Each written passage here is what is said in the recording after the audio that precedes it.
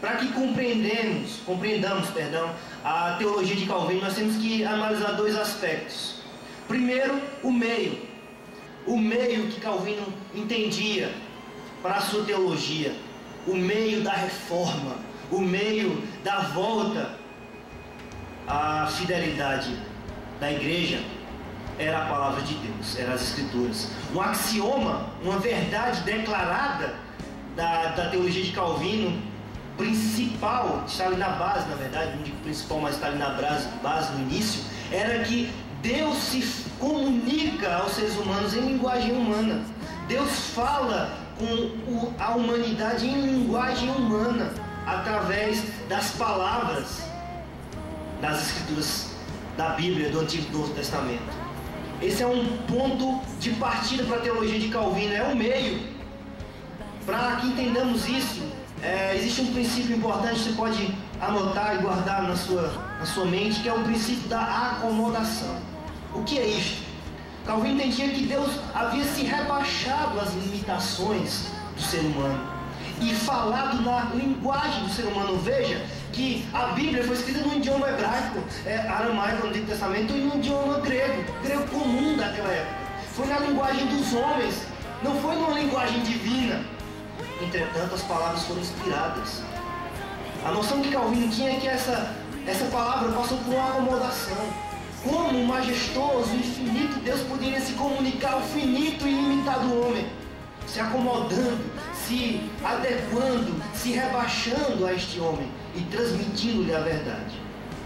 Portanto, a figura que Calvino usa é de uma mãe que balbucia a uma criança, ao seu bebê, para que lhe faça entender. Para entender o princípio da acomodação, quero que os irmãos que estão nos ouvindo agora guardem simplesmente três figuras que Calvino destaca nas suas institutas. Primeiro, a figura de um pai que fala em uma linguagem infantil a seu filho, para que ele possa lhe entender e lhe obedecer. Segundo, a figura de um mestre que, sabendo da deficiência e limitação daqueles seus aprendizes, dos seus alunos, se rebaixa ao nível deles, para que eles possam entender o ensinamento do seu mestre.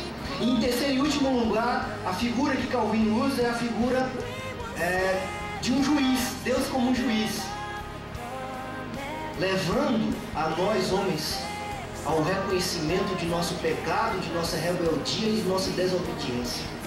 Esse terceiro e último ponto é um ponto importantíssimo, porque é quando nós reconhecemos que nós somos pecadores, rebeldes, desobedientes ao Senhor, que nós vamos a Ele buscar a salvação. E a salvação para Calvino entendia a palavra de Deus como um meio. Calvino não era bibliólatra, ele não adorava um livro, ele entendia a palavra de Deus como um meio para um fim, não como um fim. Deus não deu a palavra dele como um fim, Deus deu como um meio, para que através dela nós nos relacionássemos com a pessoa dele, para que através desse meio a finalidade fosse cumprida, que era comunicar-se com a pessoa de Deus. O cristianismo não é simplesmente a religião de um livro, ela é sobretudo e antes de tudo a religião do relacionamento de Deus com o homem. E é através da sua palavra, do livro, das Escrituras que nós temos, que você está aí agora com elas nas suas mãos, que Deus se comunica conosco.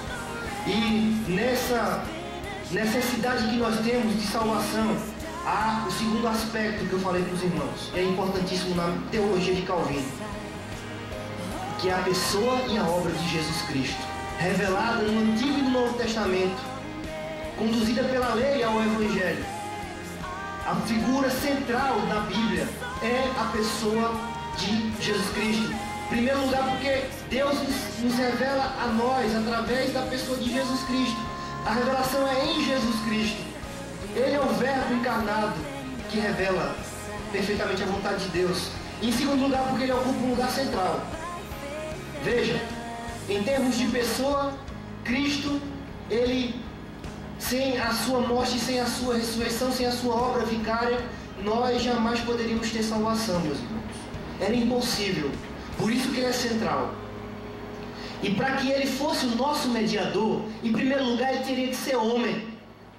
E aí nós nos lembramos do menino na manjedoura, do Verbo encarnado, do parto da Virgem Maria, da concepção miraculosa do Espírito Santo. Ele veio ao mundo, encarnou-se. Ele precisava ser homem. Por quê? Porque a humanidade caída, destituída da glória de Deus, distanciada de Deus, era impossível para que a humanidade fosse até Deus. Portanto, Deus teria que vir à condição da humanidade e reerguê-la a Deus e trazê-la a Deus.